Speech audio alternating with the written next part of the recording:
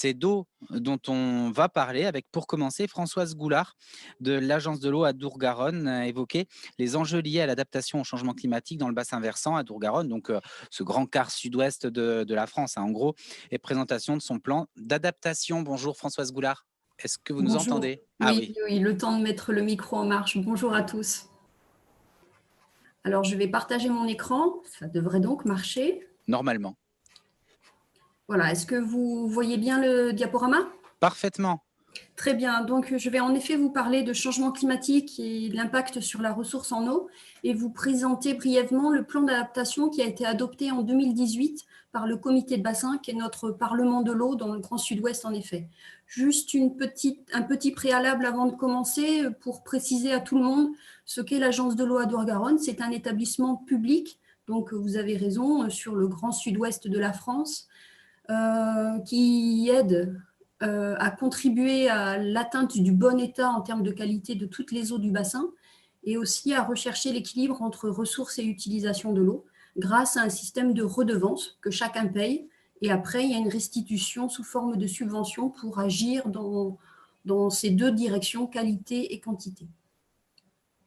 Alors, concernant le changement climatique, nous avons fait depuis les années 2010 pas mal d'études à l'échelle du bassin dans son ensemble, le Grand Sud-Ouest. Pour vous dire déjà, mais je pense que Jean-Michel Soubirous a dû en parler, que c'est déjà une réalité sur le bassin, en tout cas sur les études qui ont été faites sur nos différents sous-bassins. La température de l'air a augmenté depuis les années 60 de 1 degré. Et ce qu'on prévoit à l'échéance 2050 sur notre bassin, c'est une augmentation moyenne de la température de l'air, quelque chose compris entre plus 1,5 et 2,8 en termes d'augmentation de température. Et cette augmentation de température a de conséquences très importantes sur le cycle hydrologique. Donc vous avez là à gauche une carte sur la France entière qui vous montre que le sud-ouest sera particulièrement impacté par le changement climatique au niveau du cycle hydrologique. Là, ce sont des baisses attendues de débit moyen à l'horizon 2050 et c'est une étude nationale qui s'appelle Explore 2070.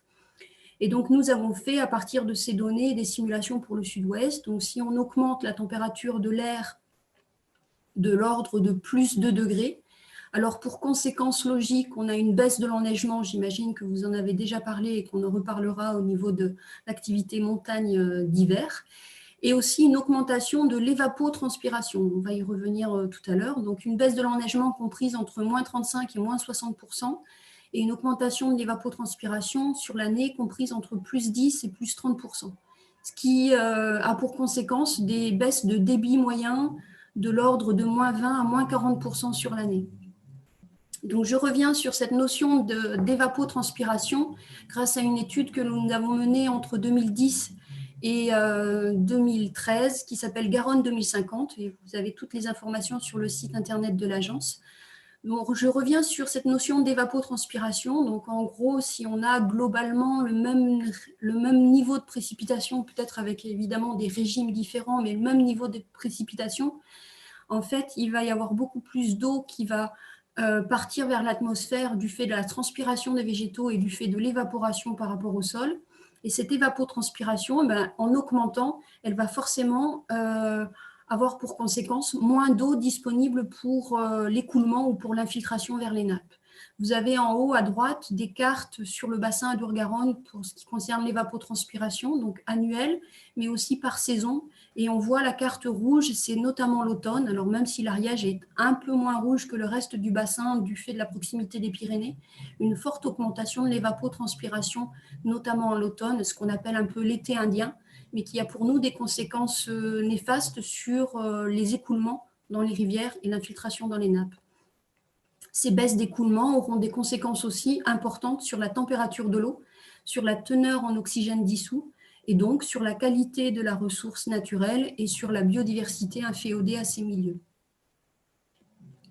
Alors, comme on devait tous être à Foix, j'avais pris l'exemple de l'Ariège à Foix. Vous voyez donc sur ce tableau de données entouré en rouge, en haut à droite, les baisses annuelles attendues en termes de débit entre moins 16 et moins 44%. Donc, c'est bien ce que je disais, entre moins 20 et moins 40% pour les débits annuels, et puis des étiages, c'est-à-dire des périodes de basses eaux, plutôt l'été, qui vont être plus précoces, plus sévères et plus longs. Donc avec des changements sur le régime hydrologique importants. Et j'ai remis là aussi une évaluation sur les Pyrénées du stock de neige à 2000 mètres entre le climat présent et le climat futur. Ça veut dire pour nous que pour l'hydrologie des rivières de montagne, on va passer d'un régime nival avec un stock de neige qui fond en mai-juin à un régime pluvial, c'est-à-dire directement avec des pluies l'été, des pluies qui augmentent les débits l'hiver. Et donc, c'est ce que j'ai entouré en vert. Il est probable que même si l'Ariège perd en termes de débit de moins 20 à moins 40% sur l'année, il y ait des augmentations de débit l'hiver. Donc, face à ces constats plutôt alarmants par rapport à la ressource en eau, le comité de bassin, qui est notre parlement de l'eau, et l'agence, plutôt l'organe technique, ont décidé de faire, à partir de ces constats scientifiques alarmants, un diagnostic de ce qu'on appelle la vulnérabilité, à travers des cartes que je vais vous présenter tout à l'heure, qui mesurent finalement, en quelque sorte, l'impact sur les territoires sur différentes composantes de la problématique de l'eau, quantité, qualité et puis milieu. Et puis, à partir de ces cartes de vulnérabilité, ont été dessinées, élaborées de façon collégiale des actions, un plan d'action, un panel de mesures que je vous présenterai très rapidement. Alors, ce plan est axé sur 7 chapitres, en fait, qui ont un ordre assez cohérent. Et en premier lieu, le premier chapitre du plan s'intitule « Prendre conscience qu'il faut agir ». Le deuxième chapitre, c'est assurer une gouvernance adaptative. Et le plan rappelle qu'il faut agir dans l'intérêt général puisque l'eau est un bien commun. Troisième chapitre, intégrer les enjeux futurs de l'eau dans l'aménagement du territoire et notamment sur la problématique de l'urbanisme avec la désimperméabilisation des sols en mesure phare. Quatrième chapitre, il s'appelle Miser sur la nature et là aussi vous avez eu des informations sur les solutions fondées sur la nature. Nous aussi, on en parle dans le domaine de l'eau. Et puis, un cinquième chapitre qui est là, renforcer plutôt un développement économique qui soit plus vertueux, c'est-à-dire plus économe en ressources, moins polluant et moins vulnérable. Un sixième chapitre qui parle de sécurisation de la ressource et de se prémunir avec des infrastructures contre les risques naturels. Et un dernier chapitre sur l'importance de la connaissance et de l'innovation pour s'adapter de façon, j'allais dire, progressive. Alors, je reviens très rapidement sur les principales cartes de vulnérabilité. Vous avez 2 classes de vulnérabilité, une classe de vulnérabilité plutôt modérée en gris et plutôt des secteurs très vulnérables en rose. Et là, vous avez présenté la carte des risques par rapport à la disponibilité de la ressource en eau, à gauche pour les eaux superficielles, à droite pour les eaux souterraines. Alors, ce que l'on peut voir, c'est que l'Ariège, du fait de sa proximité… Il y a tous les conférenciers, en fait, qui sont visibles. Pardon ? Bon, je continue. L'Ariège, du fait de sa proximité des Pyrénées, est considéré comme un territoire par rapport à d'autres territoires d'Adour-Garonne comme assez peu vulnérable, ou en tout cas moins vulnérable, même si je vous ai donné les évolutions de débit, il reste encore beaucoup d'eau par rapport notamment, par exemple, au nord du bassin, et on parle en particulier de la Charente. Ceci étant, pour autant, l'impact du changement climatique va se faire ressentir, et notamment en Ariège, sur d'autres critères, notamment, ce que vous avez là, c'est la carte de la fréquence des sécheresses décennales à l'échéance 2050. C'est-à-dire on compare 2050 par rapport à aujourd'hui. Aujourd'hui, une sécheresse décennale, c'est donc la sécheresse qui arrive une année sur 10. Eh bien, les couleurs foncées de la carte pour l'Ariège, ça signifie qu'en gros, elles arriveraient 8 à 9 années sur 10 en 2050 par rapport à aujourd'hui. Donc vraiment, quelque chose d'important en termes de changement de paysage par rapport à cette fameuse sécheresse des sols, c'est-à-dire un déficit de précipitation et, comme je l'ai dit, une augmentation importante de l'évapotranspiration. Et là, ces cartes, vous avez à gauche pour l'été et à droite pour l'automne. Et vous voyez bien que sur le bassin dans son ensemble, pour l'automne, c'est particulièrement important. Alors, face à cette problématique de la disponibilité en eau, le plan préconise différents types de mesures et avant tout assurer une bonne gouvernance à la bonne échelle pour assurer le partage de l'eau de façon équitable dans ce que j'ai dit tout à l'heure, dans le souci de l'intérêt général et aussi de réguler les conflits d'usage. Le plan insiste aussi sur les fameuses solutions fondées sur la nature, notamment tout ce qui peut servir à favoriser l'infiltration au détriment du ruissellement, que ce soit en milieu rural avec l'aménagement des bassins versants ou que ce soit en ville avec notamment une stratégie de désimperméabilisation. Il faut aussi revoir nos modèles économiques pour qu'ils soient plus économes en ressources. Alors, le plan s'adresse aux acteurs économiques et en premier lieu à l'agriculture qui doit faire des économies en termes d'usage de l'eau, mais aussi le tourisme ou l'industrie. Mais le plan s'adresse aussi aux citoyens et aux collectivités, donc aux citoyens notamment pour essayer de développer des pratiques plus sobres et pour les collectivités, tout ce qui est la problématique des fuites, améliorer la qualité des réseaux d'eau potable notamment. Et enfin, un dernier axe dans le domaine de la gestion quantitative, c'est sécuriser la ressource et notamment pérenniser le soutien d'étiage, créer de nouveaux stockages si on en a besoin, transférer et interconnecter, notamment pour assurer l'approvisionnement en eau potable, et puis tester des pratiques un peu plus alternatives comme la réutilisation des eaux usées traitées ou la recharge active des nappes. Un autre facteur a été évalué en termes de risque, c'est le risque d'eutrophisation. Alors, ça ne représente pas l'ensemble des risques par rapport à la dégradation de la qualité, mais c'est quand même un risque important sur notre bassin. Là encore, l'Ariège paraît mieux armé, on va dire, que d'autres territoires par rapport à ce risque de dégradation de la qualité. Et là encore, sans doute, c'est grâce aux débits qui font dilution que l'Ariège peut être considéré comme un territoire moins vulnérable. Il n'empêche que là aussi, on a différents types d'actions possibles pour préserver la qualité de l'eau sur le long terme. Alors, toujours dans la même optique, renforcer un développement économique alors qu'il soit là pour le coup moins polluant. Et là aussi, on vise tous les acteurs économiques et en premier lieu l'agriculture qui doit accélérer sa transition vers l'agroécologie. On en parlera tout à l'heure. Mais le plan s'adresse aussi aux citoyens et aux collectivités. Aux citoyens parce que dans leurs actes, leurs pratiques au quotidien, ils ont un impact direct ou indirect sur la qualité de l'eau. Et les collectivités, notamment pour les inciter à augmenter la performance des stations d'épuration. Le plan insiste aussi sur, comme je l'ai dit tout à l'heure, pour le volet quantitatif, mais ça marche aussi pour le volet qualitatif, miser sur la nature, les solutions fondées sur la nature, tout ce qui peut être ripisylve, c'est-à-dire les arbres en bord de rivières ou les zones humides, qui ont un rôle très important dans l'auto-épuration. Et donc, il faut compter sur la nature pour préserver la qualité de l'eau.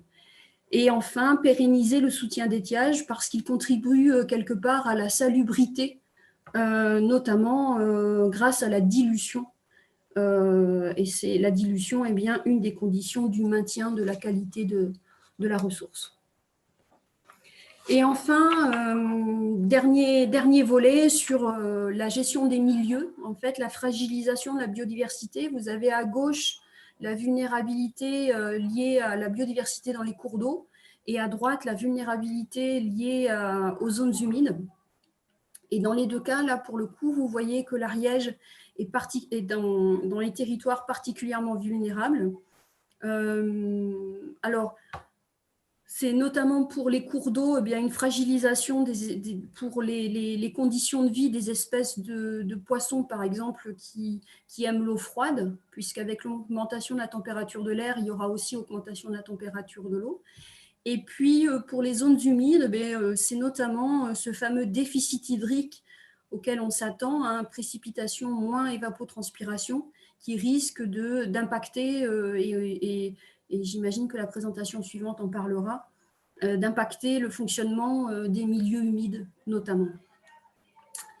Voilà, alors face à cette fragilisation de la biodiversité inféodée aux milieux aquatiques et humides, là encore, des grands types de mesures qu'on peut retrouver dans le plan, tout ce qui est favorisé, accompagné par de l'ingénierie écologique, tout ce qui peut être accompagner la nature, hein, donc restaurer la continuité écologique, développer des infrastructures agroécologiques sur les bassins versants, restaurer les zones humides, restaurer les zones d'expansion de crues, restaurer les ripisylves, comme j'ai dit tout à l'heure, qui font notamment de l'ombrage pour les rivières et donc qui limitent l'augmentation de la température de l'eau.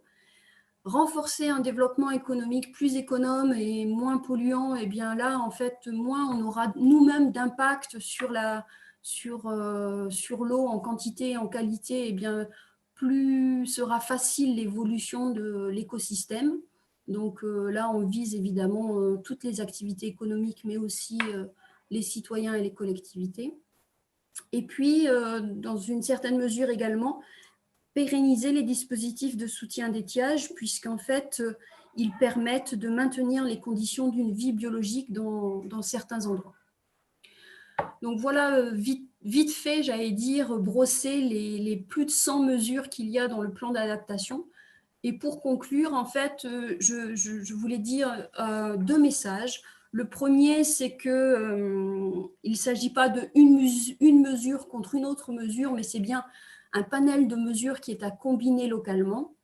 Ce qu'on appelle des mesures douces, des mesures institutionnelles, organisationnelles, comme la gouvernance, la connaissance, la planification, le changement de pratique, que ce soit à titre individuel ou par secteur économique, des solutions vertes fondées sur la nature et des solutions qu'on appelle grises, des solutions basées sur des infrastructures et de la technologie. Et c'est bien localement une combinaison de ces mesures qui fait localement une stratégie adaptée face à la vulnérabilité des territoires pour avoir un territoire plus résilient dans le domaine de l'eau. Et dernier message pour conclure, c'est qu'on on dit souvent que l'adaptation, c'est de l'ajustement par rapport à ce qu'on fait aujourd'hui. Nous, on est assez convaincus, vu les signaux alarmants que je vous ai présentés en début de présentation, que l'adaptation, c'est véritablement de la transformation et peut-être pour certains domaines ou certains territoires, du renoncement. Et donc, on est encore dans le temps de la décision positive par rapport à ça, mais c'est aujourd'hui qu'il faut agir. Voilà, je vous remercie de votre attention. Merci beaucoup, Françoise Goulard. Vous pourrez poser vos questions à Françoise Goulard. On les posera après la deuxième intervention autour de la question de l'eau. Vous disiez connaissance, Françoise Goulard, c'est bien de connaissance dont on va parler avec nos deux intervenants à suivre, Sabine Sauvage et José Miguel Sanchez-Pérez, du laboratoire d'écologie fonctionnelle et d'environnement du CNRS Université de Toulouse, puisqu'avec le projet Piragua, c'est bien un travail de compréhension du cycle de l'eau et dans un endroit très précis, c'est dans le bassin versant du Vic de Sceaux. Est-ce que vous êtes là tous les deux? Oui, c'est bon. J'ai partagé l'écran. Est-ce que vous la voyez? Oui, oui, oui, on vous voit. Ben, super. On peut y aller. Je vais mettre la caméra. OK. Donc, je vais vous parler d'hydrologie dans les Pyrénées face au changement climatique. Donc, ça tombe bien la présentation de Mme Goulard de l'Anzelo parce qu'elle a donné un cadre plus global à l'échelle du bassin de Garonne. Et nous, on a focalisé sur les massifs pyrénéens, comme on nous a demandé. Et on aurait pu présenter beaucoup d'autres choses parce que notre thématique principale, c'est travailler sur les services écosystémiques, sur les rôles des zones ripariennes, des zones humides, comme il a expliqué tout à l'heure, qui sont des enjeux qui sont très importants d'un point de vue de la régulation de la qualité de l'eau. Mais là, on va parler seulement d'hydrologie.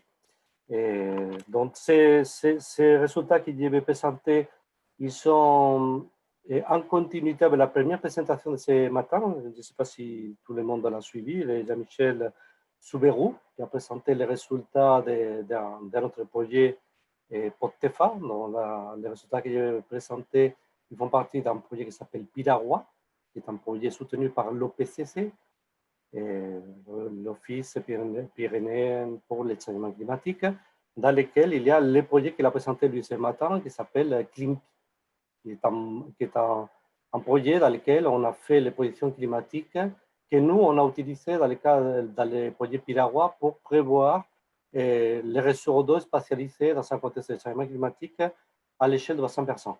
Donc, c'est moi qui vais faire la présentation. Il y a ma collègue Sabine Sauvage qui est connectée aussi, qui pourra répondre aux questions. Il me semble qu'il y a aussi Gaël Leroux qui peut intervenir aussi, qui fait partie du laboratoire et qui lui s'occupe plutôt des aspects liés au site d'études dans lesquels on essaie de trouver les éléments pour pouvoir proposer des solutions d'adaptation. Mais pour proposer des solutions d'adaptation, il faut d'abord comprendre, et ça c'est ce qu'on fait sur la tourbière du Bic des Sceaux. Okay? Donc, pour vous présenter le contexte global, si ça veut bien bouger. Okay? Donc, on se situe dans un territoire qui était très propice pour travailler d'une façon intégrée, bon, qu'on appelle holistique en anglais, du fonctionnement du bassin versant, et qui est celle de l'action critique. Donc, ici, vous savez l'image sur laquelle on travaille, c'est les Pyrénées, avec la neige, avec les ruisseaux, les zones forestières. Et ce qu'on essaie de voir, c'est à l'échelle du bassin versant, des unités de paysage qui sont des collecteurs d'eau et qui la restituent, et comment cette interface elle fonctionne et quelle peut être la prise en compte de toutes les fonctions, de tous les compartiments qu'il y a dans l'espace, avec des approches combinées entre modélisation hydro-agroclimatologique, observation satellitale et observation in situ. Donc ça, c'est ce qu'on fait dans le projet. Donc là, c'est un petit récapitulatif de la problématique sur laquelle on a lancé le projet Pirawa et qui finit à la fin de l'année prochaine. Donc ça, c'est un article qui est sorti cette année dans un journal qui est très connu, qui est très désiré pour les scientifiques, c'est Nature, et dans lequel il y a des gens qui se sont amusés à faire un bilan, donc ils ont mis un chiffre de quelque chose qu'on connaissait, c'est que la plupart des ressources en eau qu'on a dans notre planète, elles viennent des montagnes. Les montagnes, c'est des châteaux d'eau, c'est ceux qui alimentent les ressources en eau, et savoir comment ça fonctionne, connaître les ressources, c'est très important pour les activités qui découlent.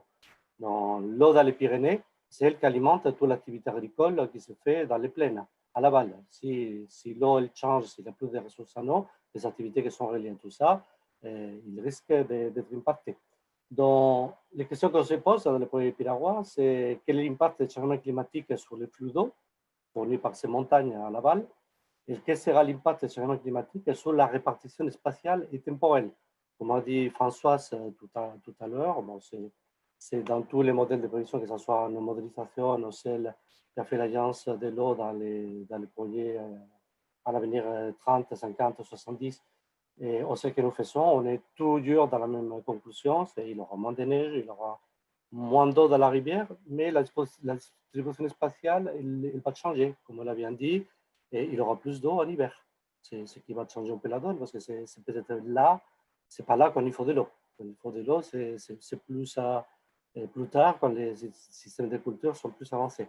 Donc ça, c'est le contexte dans lequel on se place, dans lequel on place le projet Pirawa, qui est un projet franco-espagnol andorran. Il y a notre collègue andorran qui intervient à la fin de la journée, qui est aussi dans Pirawa, qui travaille sous la neige dans les stations en Andorre. Et il y a des collègues espagnols et des collègues français, on est 7 ou 8 institutions qui travaillent dans le cadre de ces projets. Okay? Donc, ce qu'on essaie d'aborder, nous, dans ce projet, c'est faire la séparation. Françoise vous a parlé déjà un peu de ça, mais là, on les conceptualise un peu plus d'un point de vue de nos approches intégrées. On a ce qu'on appelle l'eau bleue, c'est l'eau disponible, c'est l'eau qu'on peut maîtriser, qu'on peut stocker ou qui part à l'océan, mais il y a une eau qui est beaucoup plus difficile à gérer et qui est l'eau invisible, qui est plus difficilement de maîtriser, qui est l'eau qu'on appelle verte. C'est l'eau qui s'évapore. On a vu que l'évaporation va augmenter. On va le montrer dans les travaux aussi. Et il y a les stocks qui sont dans les sols, qui alimentent, qui permettent de maintenir les cours d'eau. Et ce qu'on essaie de faire, ce qu'on fait nous dans nos approches intégrées par modélisation, c'est quantifier les flux d'eau, mais les stocks aussi, à niveau de tous les compartiments de cet hydrosystème. Okay. Pour ça, on utilise la modélisation de l'hydro-climatologique. Donc, le terrain d'étude, il est plus large que l'Ariège. Donc, ça, c'est les secteurs sur lesquels on travaille. Vous voyez la tache jaune, la tache bleue, c'est le bassin d'Adour et le bassin de Garonne. Donc, nous, on a fait un focus beaucoup plus centré sur les domaines post-TEFA. C'est les contours rouges que vous voyez là. Ça, c'est le territoire post-TEFA dans lequel il y a 6 projets qui travaillent, dont le projet Climpy sur la météo, puis la Roi sur les ressources en eau. Et ici, vous savez, les 5 grands bassins hydrologiques sur lesquels on a des approches de modélisation et dans lesquels on est capable de simuler l'actuel, mais aussi de prévoir le futur. Okay.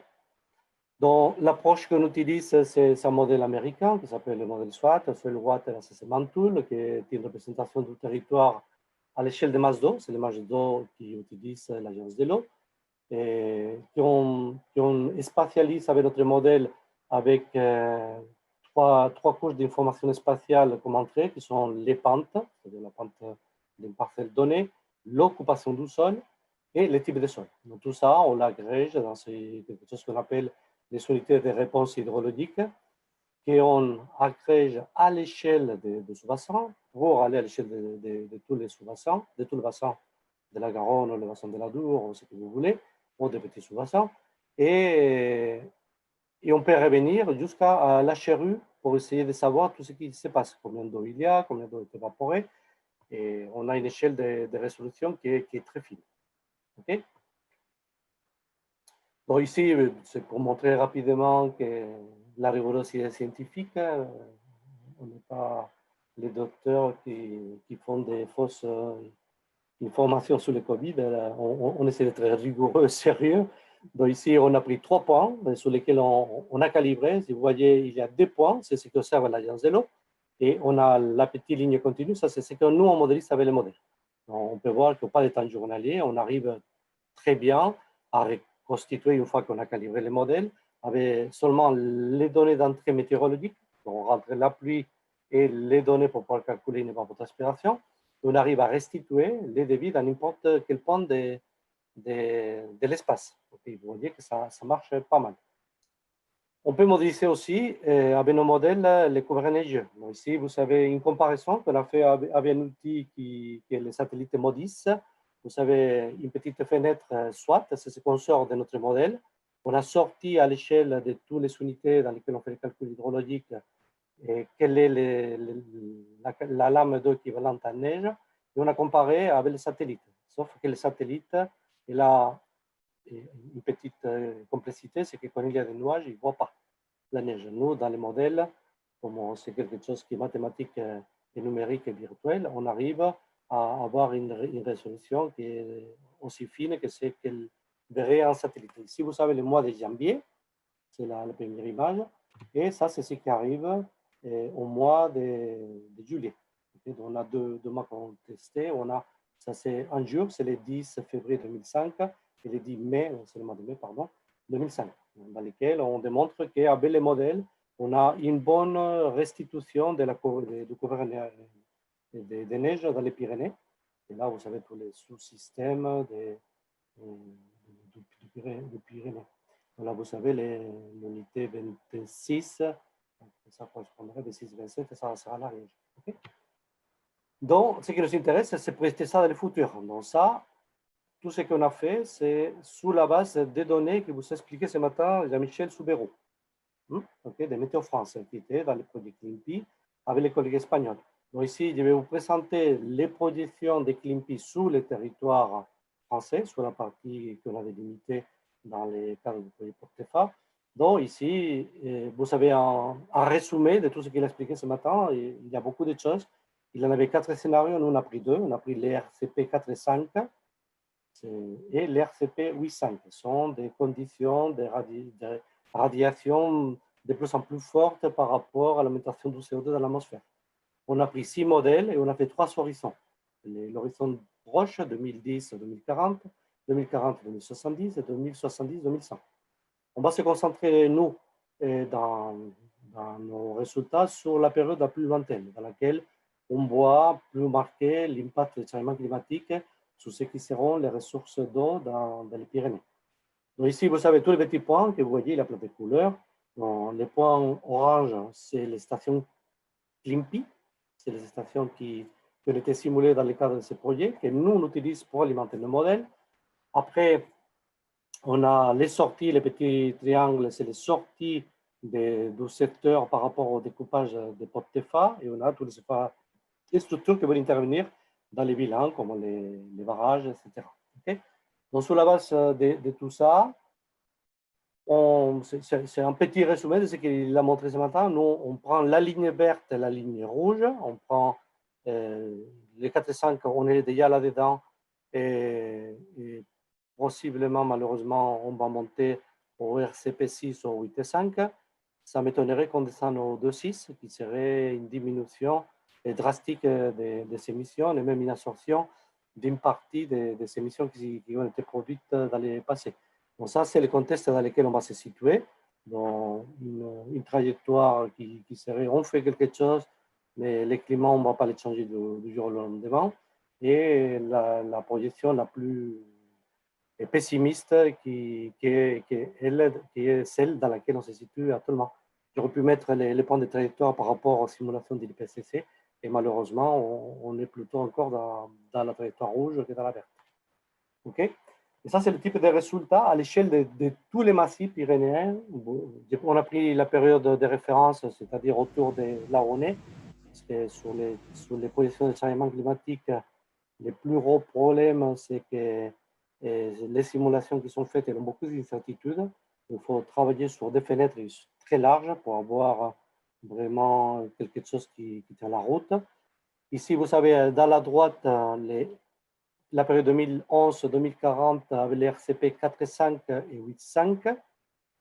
Et vous savez les différentes composantes. Comme ça a été montré ce matin, les précipitations, si vous comparez dans les premières images en haut à Roche, vous savez la ligne rouge qui est un peu autour de la ligne pointillée noire. Donc, les précipitations, elles ne vont pas beaucoup changer. Ce n'est pas là que ça se passe notre histoire. Donc, ça a été montré déjà ce matin par M. Soubérou. Mais par contre, comme a dit Françoise, ce qui va changer, c'est surtout la température. Et cette augmentation de la température va impacter la évapotranspiration potentielle. Donc, vous voyez que la ligne rouge, elle sort cette fois des enveloppes aussi bien dans les 4,5 que dans les 8,5 dans la période actuelle, mais ça s'amplifie quand on va vers la droite dans les futurs. C'est là qu'on commence à avoir un impact qui va jouer sur l'évapotranspiration réelle. C'est la troisième ligne de figure, c'est ce qu'on appelle l'été, l'évapotranspiration réelle, qui dépend de l'eau qui est disponible, qui dépend de ce que font les plantes. Et ça va impacter, comme a dit tout à l'heure aussi Françoise, les stocks d'eau, l'humidité du sol. L'humidité du sol, elle va changer énormément, surtout, on le voit à partir de la période 2070-2100, et dans l'RCP 8 et 5, qu'il va y avoir une diminution énorme de l'humidité de l'eau, surtout dans la période estivale. C'est là où les systèmes de culture vont avoir besoin de l'eau. Et ça s'aggrave encore dans les parties plus en aval, dans les plaines alluviales, à la sortie de tous ces systèmes. Et ça impacte énormément la neige. Donc, c'est la ligne 1, 2, 3, 4 en regardant depuis Léo. Là, c'est les snowpack, les snowmelt. C'est les deux composantes de la neige. La neige accumulée, la neige qui va fondre. Et là, on voit très bien ce qui a été dit par Françoise tout à l'heure. C'est dans les mois de janvier, février, mars. Vous voyez que les surfaces runoff, la dernière ligne dans l'image qui est tout en bas dans les coins, et la ligne rouge s'approche énormément du trait noir. Donc là, il n'aura pas d'impact. Pourquoi? Parce que comme la neige, il n'est pas stocké en forme de neige, il est stocké en forme de pluie, ça alimente les ruissellements. Donc dans ces périodes, il n'aura pas de problème, mais le problème, il vient après. La ligne rouge s'éloigne énormément de la ligne noire. Là, on va avoir des gros problèmes d'eau à partir du mois d'avril, ce qui va conditionner tout ce qui se fait à l'aval et qui va nous obliger à modifier la façon de gérer les territoires et adapter l'agriculture aux ressources en eau qui vont complètement diminuer.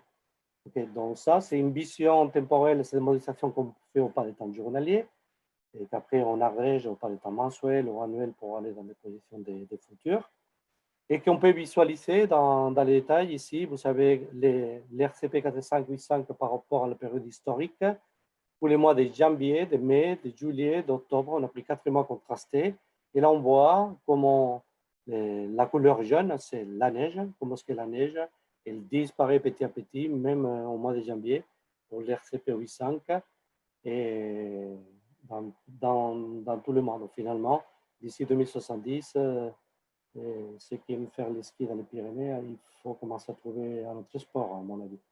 Donc, il vous parlera à nos collègues andorrans tout à l'heure de tout ça, c'est qui est un gros problème économique pour l'Andorre. OK? Donc ça, c'est le type de choses qu'on sort de nos modèles. Donc la conclusion de tout ça, avant de vous parler du cas d'étude de Wikideso, c'est que le changement climatique va impacter l'eau verte et l'eau bleue, mais d'une façon inégale. Il y aura plus d'évaporation, donc moins d'eau dans les sols. Il y aura moins de précipitations sous forme de neige et moins durable dans les temps. C'est ce qu'on a vu. Il y aura quelques jours de neige en 2100 et il y aura moins de débit en moyenne. Il y a une diminution qui peut aller jusqu'à moins 40%, mais avec des contrastes qui sont beaucoup plus grands. C'est 40%, ça va faire 0% en janvier, février, mars, mais ça peut monter à 60% dans la période estivale. Donc, un outil simulant les ressources en eau dans tous les compartiments des Pyrénées français à l'échelle des masses d'eau jusqu'à l'horizon 2100 vont être utilisés pour des scénarios socio-économiques qui vont sortir en 2021. Voilà, c'est ce qu'on peut faire avec nos modélisations. On peut l'alimenter avec d'autres types de données, avec d'autres simulations, et on peut utiliser ça comme un système qui peut permettre de s'adapter et d'aider à des gestionnaires comme Allianz de l'eau à prendre des décisions.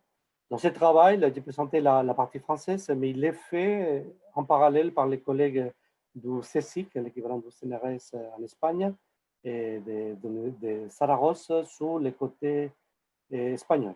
Normalement, tout ça sera agréé et sera en disponibilité dans l'OPCC. OK? Donc là, je vais vous parler rapidement du cas d'étude. C'est la tourbière du Robideso. C'est un milieu particulier parce que les tourbières, c'est des milieux qui sont capables de stocker beaucoup d'eau et qui en plus se trouvent en tête de bassin, sont souvent enneigés. Et cet enneigement alimente la fonctionnalité de la tourbière. Si la neige s'arrête petit à petit, les tourbières vont disparaître ou ils vont perdre les fonctionnalités. Donc, on travaille depuis des années sur la tourbière de Wikideso, qu'on appelle de Bernadous, dans lesquels on a différents projets de recherche à l'échelle nationale, internationale, sur les comportements de ces milieux. Donc, on est à 1300 mètres d'altitude, il est très petit, hein, il fait 0,03 km², et avec une précipitation qui est énorme. Il y a 1700 mm par an qui tombent là-dedans. Et ces milieux, il a été retenu pour le projet REPCLIM, dans lequel on a travaillé sur les fonctionnalités des zones humides de la régulation du carbone, et il est inclus dans Pirawa comme site d'étude pour définir des options d'adaptation à l'échelle des différents cas d'études. Donc, c'est les cas d'études qui représentent les tourbières. OK? Donc, ici, vous savez les types de séquences qu'on peut obtenir, qu'on observe avec nos mesures. Donc, ce qui nous intéresse, c'est la fonction de la tourbière. La tourbière, c'est des régulateurs du carbone. Donc, c'est des milieux qui sont riches en carbone.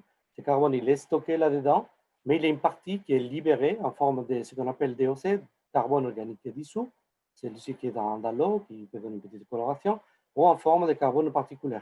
Et là, ce qu'on voit, ici, vous avez une période de 300, et que l'exportation de ces carbones et de ces en forme particulière dissoute, elle est fortement dépendante du fonctionnement hydrologique.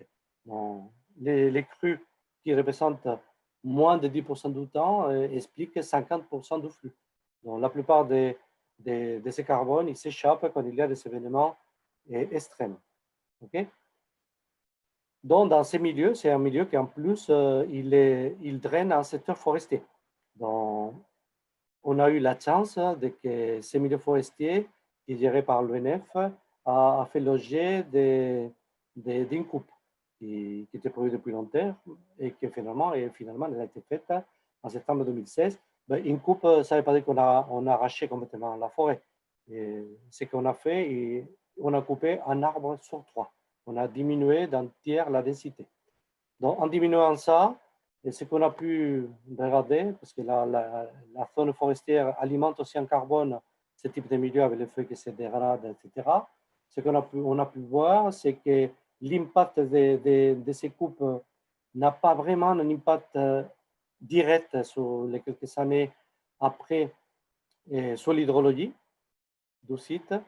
Il y a une petite augmentation du niveau de l'eau de la nappe parce que la canopée consomme moins d'eau. À partir du moment qu'il a moins d'eau consommée, il y a plus d'eau disponible, mais elle arrive à la tourbière, ça fait augmenter de quelques millimètres le niveau d'eau dans la tourbière.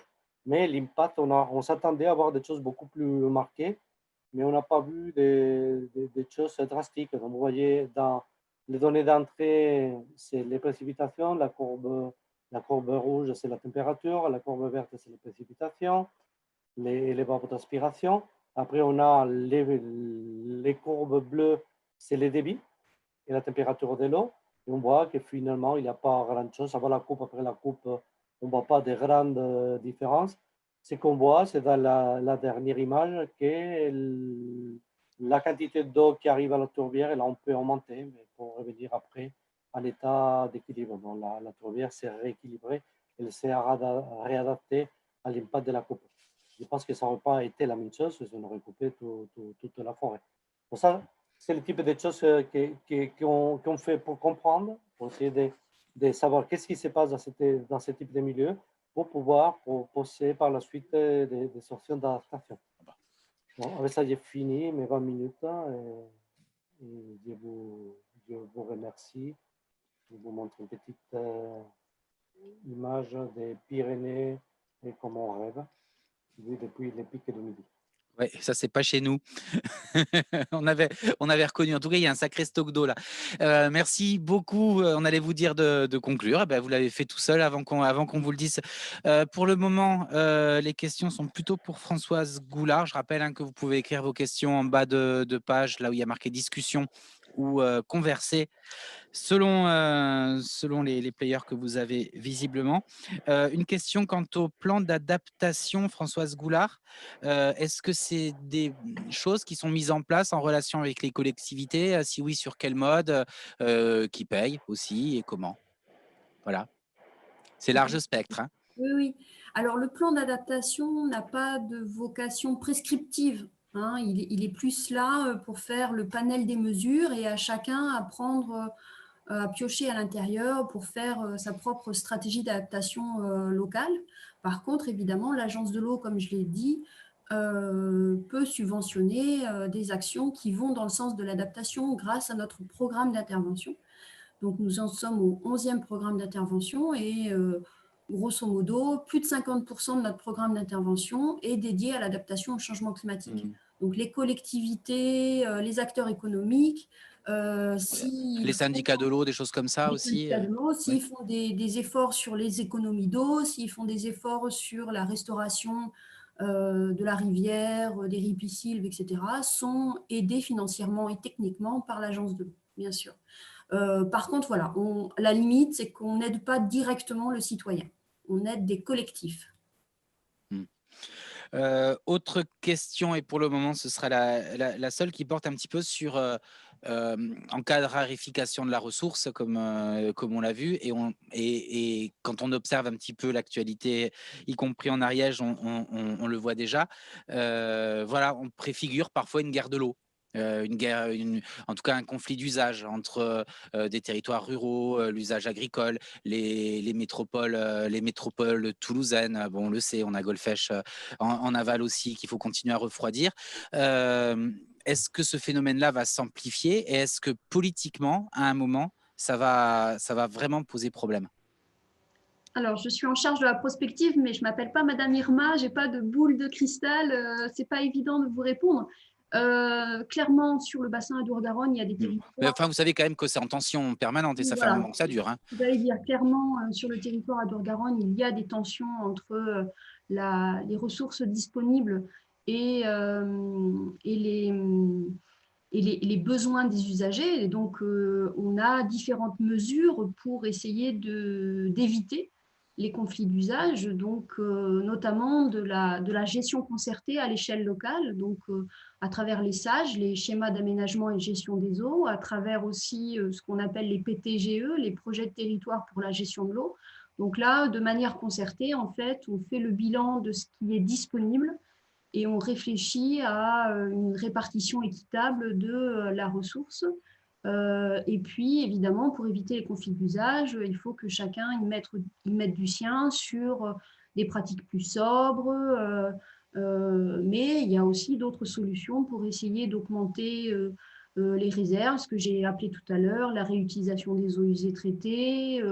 On peut aussi tenter des expérimentations sur la recharge artificielle des nappes, sur la création de réserves, sur l'interconnexion.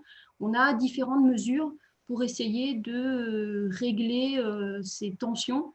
Mais la première vient vraiment du changement de pratique vers du plus sobre et puis de la concertation et des outils de gouvernance adaptés localement.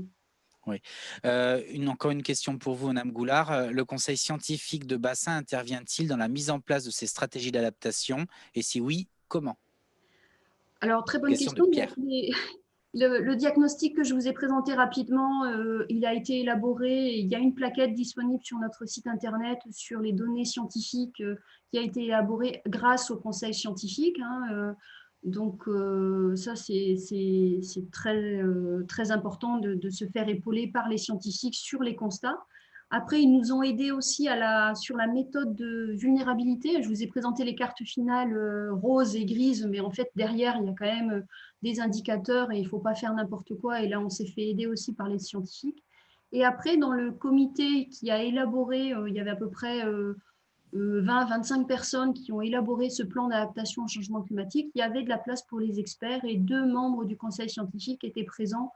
Il y avait aussi les usagers, il y avait aussi des représentants des régions et de l'État, mais il y avait 2 scientifiques. Bien sûr, nos travaux sont suivis par les scientifiques et ils sont contributeurs au plan d'adaptation au changement climatique. On a une question qui arrive pour le Vic de Sceaux, on va y venir, hein, José Miguel. Mais encore une pour vous, Françoise Goulard, que pensez-vous du stockage de l'eau, notamment avec des retenues, des bassines, etc. etc. C'est une question sans doute très facile aussi. Alors, je n'ai pas de point de vue général en fait sur cette question. En fait, il faut vraiment s'interroger à l'intérêt local en fonction de, comme je disais tout à l'heure, de la ressource disponible déjà à l'heure actuelle, de son évolution dans le futur, et puis des besoins associés en fait. Donc, la réserve dans le plan d'adaptation, c'est une mesure parmi d'autres, mais elle n'est pas mise en avant au sens où d'abord, il faut faire le bilan de l'existant, ensuite mettre en œuvre des mesures fondées sur la nature comme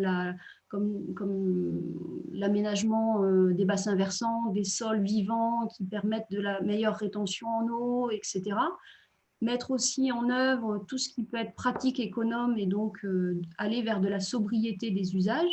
Et puis si, in fine, il manque de la ressource, pourquoi pas créer du stockage, mais ce n'est pas une finalité en soi. D'accord. Question pour José Miguel, donc, hop là, je la prends. Est-ce que les tourbières du Haut-Vic de Sceaux sont des sites naturels protégés et y a-t-il des aménagements particuliers comme la limitation du pastoralisme ou de la randonnée? Je ne sais pas si la réponse à la question, Sabine. Oui, peut-être je peux répondre. En fait, bonjour à tout le monde. Bonjour. Le Haut-Vic de Sceaux, c'est un site Natura 2000 et il n'y a pas de protection particulière. Il y a quand même des gens qui randonnent, qui font des randonnées, et puis il y a quand même des vaches aussi qui se baladent. Alors, il y a de la sensibilisation parce qu'il y a des panneaux, comme c'est un site Natura 2000. Et c'est vrai que les gens, globalement, quand même, ils font attention. Mais il n'y a pas quelque chose de très cadré. Voilà. D'accord. Question d'Henri pour Madame Goulard. Compte tenu des impacts forts sur les… On en revient au barrage. Hein. Compte tenu des impacts forts sur les milieux et leur fonctionnement, des stockages en réservoir, sur l'hydromorphologie des cours d'eau, sur le réchauffement des eaux et la fuite en avant des mêmes usages, ne pensez-vous pas qu'avec plus de 3,5 milliards de mètres cubes stockés en Adour-Garonne, le bassin est déjà suffisamment doté? Alors, c'est à la fois vrai et pas vrai. C'est-à-dire que bien sûr, le bassin à Dour-Garonne est doté, mais il est doté principalement et quasiment majoritairement pour des usages hydroélectriques. Et donc, avec du lâchage d'eau l'hiver, et comme l'a dit José tout à l'heure, en fait, c'est pas tant l'hiver que les problèmes de besoins sont importants, mais plutôt l'été. Donc, en fait, les réservoirs qui existent sont quand même principalement dédiés en Adour-Garonne à l'hydroélectricité, ce qui n'est pas vrai en Loire, ou ce qui n'est pas vrai en Seine, en fait, où là, il y a de gros réservoirs qui sont plutôt des tampons au système risque d'inondation, mais qui permettent du soutien d'étiage. Bah, c'est vrai qu'en Ariège, on a le lac de Montbel qui peut-être qui est très important, mais c'est pas le modèle, quoi, vous voulez dire, en fait, finalement, sur le bassin. En fait, Ou la voilà, Gorguise, ou voilà, qui sont il y a pas beaucoup des… plus, bien sûr, sur ce bassin-là en particulier, il existe des ouvrages multifonctionnels qui servent à du soutien d'étiage, qui servent aussi, c'est vrai, à soutenir l'usage agricole par l'irrigation, mais en fait, qui sert aussi à l'adduction d'eau potable, en fait. Mais les fameux 3 milliards de mètres cubes stockés sont quand même essentiellement dédiés à l'hydroélectricité, avec des concessions qui arrivent plus ou moins à terme. Et donc, on peut aussi essayer d'imaginer d'avoir des négociations possibles avec les grands hydroélectriciens. Ah, Voilà. tiens, Après, sur négociation. la fuite en avant des usages, on insiste évidemment beaucoup sur l'évolution des modèles agricoles et sur la gestion parcimonieuse, ou en tout cas beaucoup plus sobre, des pratiques agricoles que par le passé. Bah, ça rejoint justement la prochaine question qu'on avait à vous poser, qui vient de disparaître de mon écran, pardon, qui vient de Pauline et qui dit bah, justement pareil, avant de créer des réserves qui ont un impact sur l'hydrologie, y aura-t-il un programme fort dédié à l'accompagnement des agriculteurs pour la diminution des durées de l'irrigation, entre autres, voilà, car les besoins seront toujours là si les pratiques ne changent pas. Et comment définir ce besoin? Alors, tout à fait. Donc, il existe déjà en fait une réforme qui est mise en place depuis quelques années qui s'appelle les volumes prélevables. Et en fait, les agriculteurs, collectivement, ont par territoire un volume pour lequel en fait ils sont autorisés au maximum en termes de prélèvement. C'est un volume prélevable. Et donc, ils ne peuvent plus aller au-delà. Et ça, c'est quand même on ne peut pas dire qu'on va que ça se développe en fait à l'inverse sur le bassin. Alors l'Ariège, je ne connais pas en particulier, mais sur le bassin à Dour-Garonne, en fait, on note depuis 6-10 ans une baisse des surfaces irriguées et une baisse de l'assolement en maïs irrigué. Voilà, c'est pas connu, mais c'est vrai. Je ne sais pas pour quelle est la prochaine question de Guillaume. Les cartes présentées montrent une forte sensibilité des sols à la sécheresse estivale et automnale. Quelles actions dans le programme d'intervention de l'AEAG pour les couverts végétaux? Ah, c'est l'agence de l'eau à Dour-Garonne, pardon. Pour les couverts végétaux, le stockage du carbone, notamment par l'humus. Oui, alors c'est ce que je disais tout à l'heure. En fait, on est très sensible à la transition agroécologique pour les agriculteurs, à l'aménagement des bassins versants avec des infrastructures agroécologiques qui permettent de maintenir ou de faire progresser même les sols en termes de teneur en matière organique, en termes d'aménagement paysager comme les haies, les bandes enherbées, etc., qui permettent en fait, qui ont de multiples bénéfices, mais qui permettent une meilleure infiltration de l'eau et donc une recharge des nappes et éviter les ruissellements, l'érosion et les pollutions. Donc on a un gros programme financier qui soutient ces aménagements paysagers et qui soutient l'agroécologie dans son ensemble. Alors là encore, pas en aide directe aux agriculteurs, mais en aide auprès des organismes, des associations qui font de la valorisation, de la formation, etc. Question sémantique, parce que moi je ne la connais pas, je ne sais même pas ce que. Éviter les acronymes, on me demande, et le rôle de la CACG? Oui, Ah, les coteaux de Gascogne, voilà, voilà. merci. La compagnie des coteaux de Gascogne, en fait, c'est une compagnie d'aménagement qui a un statut très particulier et qui gère le système Nest. Le système Nest, en fait, c'est une dérivation de ruisseaux, de rivières des Pyrénées vers les rivières de Gascogne, donc, qui alimentent le Gers. Et en fait, ils sont gestionnaires de ces territoires en termes d'eau et les agriculteurs peuvent, moyennant un abonnement, en fait, avoir à disposition de l'eau dans les rivières l'été pour irriguer. Mais il faut savoir que cette réalimentation de l'eau par la CACG sert aussi aux industriels et à l'adduction d'eau potable, puisque Auch, par exemple, prélève dans la rivière pour son eau potable. D'accord. J'essaye de regarder parce qu'on me parle en même temps et je regarde et je reprends. Juste une petite boutade de Lionel qui dit, et en Haut-Vic de Sceaux, mais au-delà de la boutade peut-être, José Miguel, il dit en Haut-Vic de Sceaux, il y a aussi Goulier-Neige, une station internationalement reconnue. Bon, là, on sent que c'est un peu moqueur. Pour autant, est-ce qu'elle a un impact aussi sur le milieu? Petite station, hein, Goulier-Neige, mais qui rentre clairement, j'imagine, dans ce bassin versant du Vic de Sceaux. J'ai demandé à mon collègue là, qui travaille sur Vic de Sceaux, parce que nous, on n'est pas sur ce site. Il disait que c'est une station qui fonctionne très rarement. Elle doit fonctionner peut-être une fois tous les 3 ou 4 ans, éventuellement. Et ils n'ont pas vu a priori d'impact, vu qu'elle n'est pas fonctionnelle vraiment continue. Et je crois qu'il y a une autre station aussi de ski de fond aussi. Voilà, aux alentours. Mais ils n'ont pas regardé tout particulièrement. Ils ne voient pas d'impact. Quand on regarde, on a déjà des mesures sur 3 ans. Et c'est vrai qu'ils n'ont pas noté. Et je ne suis pas sûre que pendant les mesures des 3 ans, il y a eu la station qui ait fonctionné déjà. Oui.